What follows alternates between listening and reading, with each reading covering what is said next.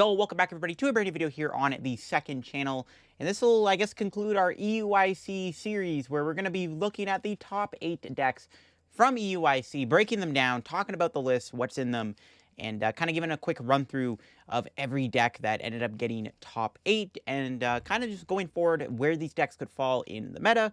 Of course, we did see Alex Szymanski won EUIC with Arceus Duraladon, which is something nobody saw coming, of course, toward almost winning his 5th IC, which is pretty wild.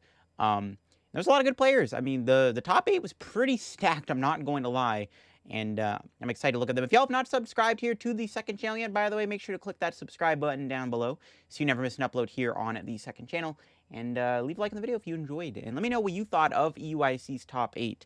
Because I think I said in my predictions video, we were going to see somebody play a deck that nobody would have saw coming and thought of. And that was, of course, Alex with the Arceus Duraladon deck, which we can take a look at here. The first place list, Arceus Duraladon, a deck nobody saw coming to take down the entire tournament. Now, Arceus Duraladon is a very interesting deck going into EUIC. Nobody really respected Duraladon. So Lugia, for example, really didn't care about Duraladon because like nobody's gonna play it. So Lugia's like, I'm not gonna bother teching for Dura, and then all of a sudden you play against a Dura deck, and then you're like, oh shoot, I should attack. Now Lugia does play some attackers. Some lists were playing their own Duraladon specifically for the mirror, and then also they had an Urshifu VMAX. Some lists played the single strike Urshi VMAX, which can, I guess, deal with Dura.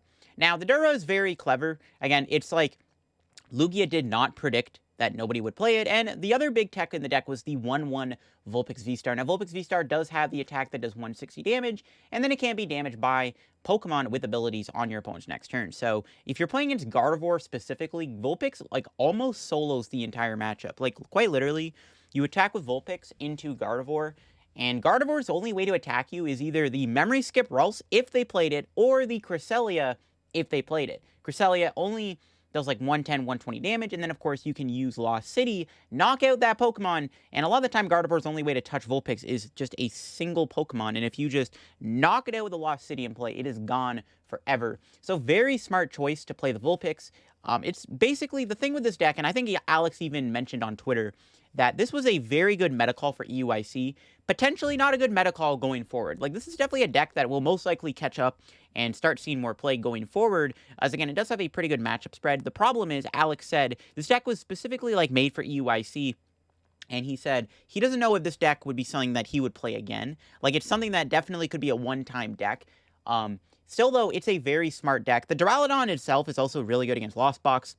Very tanky, and with the 4 Lost City is insane in here. Being able to knock something out, send it to Lost Zone, very good against Lost Box. Also good against other decks like Gardevoir. I mean, Gardevoir relies heavily on Miriam and Clara, and if you're able to kind of constantly just Lost City things away, it's pretty devastating. So Lost City is really, really good in this deck. The Duraladon is really good against the Lugia, and the Double Drapion is pretty funny too. Double Drapion is obviously there for the Mew matchup, but also really good against Gardevoir. In a lot of the games Alex had on stream against Gardevoir, he was just benching Drapion ahead of time, knowing that it's going to be good in the Gardevoir matchup.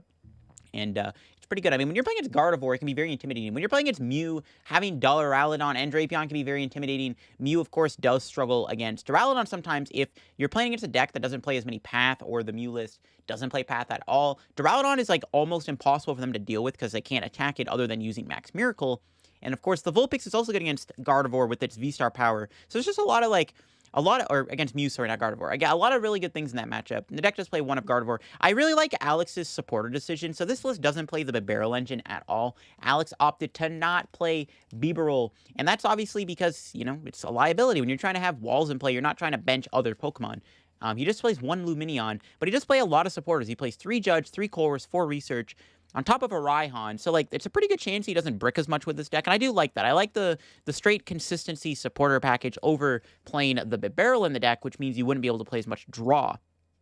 I do quite like it quite a bit, and I think Alex's list was pretty perfect for the event. He said it was an insane call for the tournament, and I'm excited to see what this deck can do going forward. Again, it's mostly an Arceus box deck, though it is kind of just Arc Dura, but it kind of is a toolbox deck because you do have the Vulpix and the Drapion and stuff. But really cool deck, really cool concept. Definitely seems like a pretty good play going forward, potentially. We'll have to see how the deck kind of adapts. I think Lugia is going to start respecting Duraladon now, so that's like the first big thing is Lugia might start respecting Dura, whether they play Urshifu or Path or their own Dura. Whatever way they can attack the Dura, they'll figure something out. but congrats again to Alex for winning. Of course, we got to look at Tord's list. Tord almost won his 5th IC with his Gardevoir list. Now, Tord himself said Gardevoir reminds him a lot of Zoroark, sorry, which is one of the reasons why he played it. And it's funny because in my meta prediction video, I said Tord was going to play a Guardy list. I thought he was going to play Gardevoir Mewtwo, to be honest, but I did say he was going to play Gardevoir because it's like right up his alley, and I was totally right. He played Gardevoir and nearly won the tournament. If Tord won EUIC with Gardevoir, this would have been the second time, or even the third time, where he has like won a major tournament coming off of a new set release and basically showed everybody the ideal 60 you're going to play for the new archetype. He did it with Lugia, and he almost did it again with Gardevoir. Still, though, this is definitely probably going to be the way to play Gardevoir, or at least a straight Gardevoir list going forward. Towards the list, straight up consistency. He's got 4 research, and a lot of Guardy lists don't even play research. The only Guardy list that really plays research a lot of the time was really just the Mewtwo V Union Gardevoir list. But Tord, not even playing the Mewtwo, just straight up plays 4 research for maximum consistency. He does also have the Judge, the Roxanne, the Worker, the Miriam, all the one-ofs, but for the most part, he's just playing for research, trying to get a consistent turn 1, and I really respect that. Like, research is really good in this deck early on in the game to find your stuff. It's also the best draw card to play when you need to see a lot of cards. He also splashed in the Lumineon for even more consistency, which I respect. Obviously, Lumineon is a very good card. He does play the one-of Collapse, so if he ever needs to, like, get rid of it, he always has that ability. When you're playing all these one-of supporters and the Palpad, it's not a bad idea to play Lumineon in the deck, and I really like the addition of Lumineon. The other interesting thing is the Ralps. He does play the 1 Memory Skip Ralps, which almost could have given him the win against Alex Szymanski's Alolan Vulpix V-Star, as Memory Skip does work against Vulpix, and you can prevent Vulpix from using the attack again, and then if they're stuck, you can just try to easily KO it down the road if they can't use the Snow Mirage attack. And it's also good in other matchups, too. The double Zacian is interesting. A lot of lists just play 1, but Tord opted for 2. Zacian is one of the best, if not the best, attacker in the deck. It's really good in the early game. It applies a lot of early pressure. It also works really well with that Sky Seal Stone to take that extra prize card.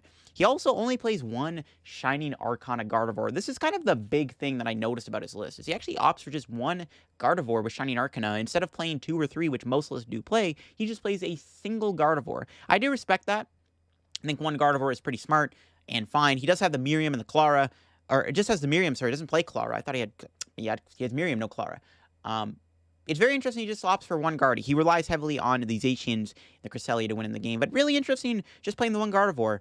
I really like that, but at the same time, it's very interesting that he only has the 1 Guardy. But hey, it worked out for him again. He got 2nd place with this list, and this could probably be the optimal way to play Gardevoir going forward now after EUIC. Really good chance this deck becomes the new way to play Gardevoir, because, I mean, it's Tord, man. He's the GOAT, and it looks like he might have just built the ideal perfect Gardevoir 60. And, of course, we got Pablo Mesa / Tablemon here getting 3rd place with his Mew VMAX deck. Really like his list. He does play the Double Turbo build, which I always said was the better way to play Mew. I think even in my meta predictions video I did, I even said that Double Turbo is better than Fusion Mew because Double Turbo lets you be a little bit more sneakier with your plays. Again, as you can see, Pablo did play the 3 Judge and the Roxanne, and even an Avery, a very sneaky tech card. Avery's a really cool card, as what they do is they use Avery, and really good against Mew and Gardevoir specifically, and even helps against Lost Box sometimes. So really smart one-of to play. Very annoying card too. It's one of those cards that you don't really see coming, and if you don't see it coming, it can be very devastating. But yeah, Pablo's list, very, very straightforward with Mew. It's just no Oricorio, just Mew and Genesect. That's it. And again, with all the heavy disruption he has with Judge and Roxanne and the 4 Vacuum, the 4 Path, just straight up consistently. The Fan of Waves is really cool too.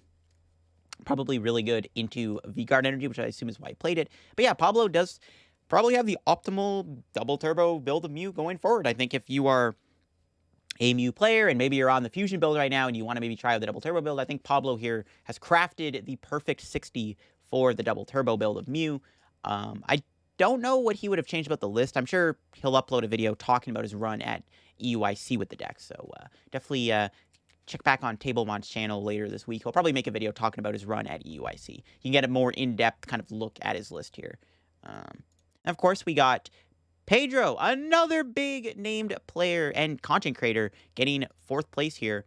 Pedro is a fantastic player, and it's really cool to see him get top 4 here. Funny enough, he did lose to Alex, which is funny because Pedro and Alex battled it out in the finals at Warsaw Regionals last year. So it's kind of like Alex kind of got his revenge in a way, if that makes any sense. But yeah, Pedro did play the Sableye Cramsar deck. Really interesting archetype. A lot of people say this is better than the Mirage Gate build of Lost Box, and Pedro proved that it might be, as he is the highest placing Lost Zone deck in EUIC, considering everybody played Lost Box. It was also the most played deck at EUIC. So many people played it, and Pedro had the best performance at EUIC with Lost Box, and it wasn't even with Mirage Gate. It was just the Charizard Sableye Cram build. He does have some interesting inclusions. He has the Pidgeot V, which is very good with Forest Seal Stone, as you can use a V-Star power for free and put it back in the deck. And on top of it, he also gets access to, it's a pretty good, like, cram target is another good reason. Because of its ability, what you can do against Lost Box Mirror is you can play down the Pidgeot. If they rope you, you promote the Pidgeot, they spit innocently your Pidgeot, you put Pidgeot back on the bench, and then you put it back in the deck, resetting the damage. So basically, your opponent wasted a spit. So I really like that inclusion of Pidgeot for that multi-purpose reason. Obviously, the Hawlucha is good with Sableye. The Miltank and the Mawile are the two big kind of tech cards. The Mawile was really smart for EUIC. A lot of people were actually on the Mawile, and a lot of people actually teched for it. We saw in Tord's list, he actually had a Penny. There's a reason why he played Penny. It's because of Mawile. Mawile has the attack tempting trap that basically prevents your opponent from being able to retreat. So there's a lot of matchups, like, for example, Lugia, where if they bench a Serena or a Lumineon, you literally just boss with Mawile and trap it in the active spot, and then you win the game because you can infinitely loop Pidgeot. So that's basically the point of the Mawile, is to just have an auto win if your opponent gets greedy or starts with a really bad Pokemon that cannot attack and Mawile can trap in the active. Also in the Guardy matchup, you can also use it to trap Breeding Greninja because most Guardiolists don't play Switch. So the Mawile's there for that. And the Miltank's really smart too. Good for Goodra, but also really good as a nice early game attacker that can be really good against Klefki, which is another reason why Pedro played the Miltank. And I really like this deck. Pedro, obviously fantastic player. Really cool to see him once again do well at an IC. And I think Sableye Cramsar is a very good deck. Another thing about this deck, if you notice, it's very, very possible to get a very fast turn to Sableye. The one thing is, Pedro doesn't play the cross switchers in the deck, which is something to take note of.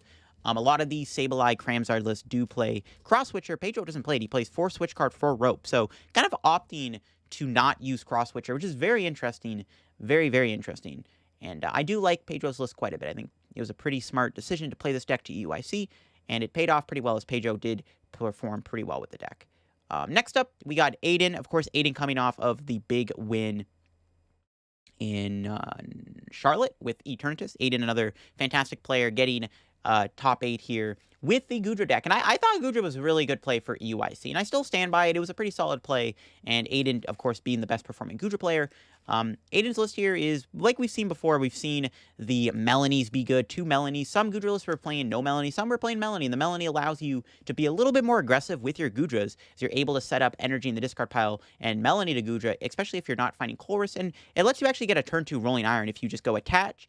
And then the following turn, you go Melanie, attach, and then Rolling Iron. So it's really, really smart to play the Melanies. It worked out well for Aiden. I really like his Crystal Cave inclusion. I think Crystal Cave is insane in Goodra. It actually is so good because it fixes the math against so many different attackers, and it's just good against, like, Sableye and stuff. So really enjoy his inclusion of that 1-of Crystal Cave. I think that's really smart. The 1 belt, really good against Dragonite, which had a very strong performance this weekend. 3 Mirage Gate is interesting, opting just to play 3/4. But again, with the Melanie, it's not a big deal. And then you got the 2 Pokegear. But yeah, very straightforward list. I think Aiden does have probably the optimal Lugia build. Again, some people might go back and forth between playing Melanie over just straight up playing the Lost Zone engine over relying on Melanie to power your Goodra up. I think both builds are perfectly fine. But yeah, Aiden with the Goodra deck. Actually, double Drapion too, just like not wanting to lose to Mew is pretty interesting. Just like flat out, like, nah, man, I'm not taking an L to Mew. Not this weekend. And then, of course, we got Trevor Reed with the Lugia deck. Now, Lugia was probably the second most played deck this weekend, also the second best deck this weekend behind Lost Box, and Trevor being the highest performing Lugia deck here. Actually, playing that 1/1 Duraladon, like I said, the Duraladon was mainly there for the mirror match, because again, Lugia can build up Duraladon pretty easily with Impact Energy and Single Strike Energy with Arceus, so you have a way to build it up and attack with it. Very, very good in the mirror.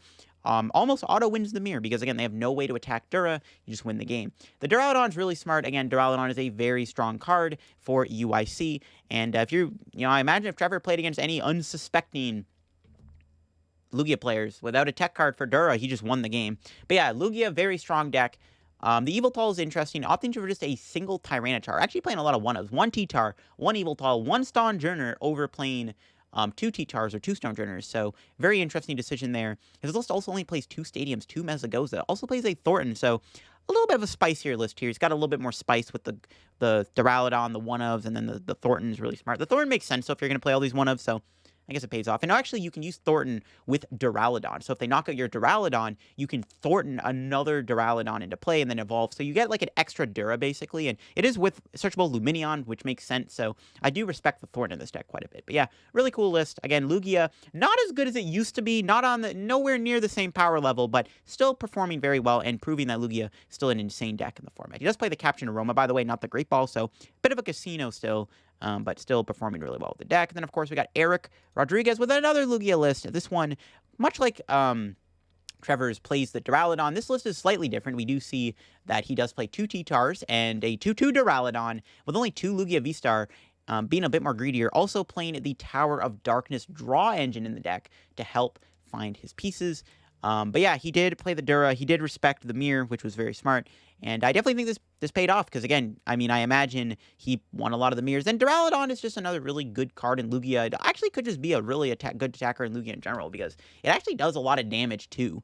When you put Single Strike Energy on it, you can actually hit high numbers. You do have to play Impact Energy with Duraladon because you can't use Single Strike Energy with the metal attacks. You have to go double impact one single, but then you can still Arceus Moron. And since Dura does like 220, go 240, 260, 280 out of nowhere, and then all of a sudden your Duraladon is taking out Arceus's and Giratinas, which is something that I think a lot of people might have slept on for EUIC, was the fact that Duraladon not only was good against Lugia, but also can hit good numbers into V-Stars. So, I don't know, it's a really smart inclusion. I think Lugia Dura could actually be ideal going forward. The more I think about it, the more I like it. It also does give you a better matchup against Alex's Duraladon deck, right? Because you have another attacker for the Dura. Dura can attack Dura even with special energy because of the shred effect. So there you go. And then finally, right on the top 8 is Miraidon with Robert here with the Miraidon deck. Pretty happy to see Miraidon do well. I'm really liking Miraidon right now in the format, and he did do well with it. His list was very interesting, though. He was playing the Regielekis, he played the Miraidon, the Raikou, he played a one of Radiant Greninja, but also played Cramomatic in the deck. Like, his list was very maxed out. 4 Research, 2 Serena, 2 Boss, 3 Beach Court, 4 Switch Cart, 3 Cramomatic. The thing that kind of gets me about his list, he actually doesn't play any hand disruption, so that's the first thing you'll notice is without the hand disruption, I wonder how his matchups against like Gardevoir and Lost Box went, because when you're not able to disrupt their hand, that could be very big. I guess his list is more like go all in, go fast, hit hard as soon as possible. He does, of course, play 15 energy, which pretty good chances Electric Generator is going to, at the very least, find you like 2, even 1 a lot of the time. So just more of a go fast style approach with Miraidon. Also doesn't even play doesn't play EXP shares, so very just straightforward, just try to attack as soon as possible type list, which I do like. I think that it is pretty good, and I respect it for sure. I think Miraidon is kind of not really like, a lot of people say it's not that good, but it also kind of feels like a sleeper type deck in a way. Like, people will be like, I'm not worried about Miraidon. If I take an L to Miraidon, so be it. And that's kind of, I think, maybe Miraidon's biggest advantage. But that is the top 8 at EUIC. I'm sure Limitless will post the rest later, and I'm always down to look if Limitless posts the rest of the Day 2 decks. I could do that for an extra video. If y'all want to see me do another video here looking at all of the rest of the Day 2 decks, because a lot of people did play a lot of interesting decks into Day 2. There's a lot of really spicy decks that I saw on Twitter. So if Limitless does post the rest of the Day 2 list for EUIC, I'll be down to do another video looking at even more decks, because again, it gives us a good look as to what the meta might look like going forward, and I think that the top 8 was a good example of what the best decks are right now. But that is it for me on today's video here. Yeah, let me know what you thought of EUIC's top 8 down below. What do you think of Alex Shemansky's Arc Dura list? What do you think of Tord Reklev's list and Pedro's list, Pablo's list, all those lists? Let me know what you thought down below. Thanks for watching this video. And yeah, if you haven't subbed to the second channel, make sure to click the subscribe button down below. I'll catch y'all later. Bye-bye.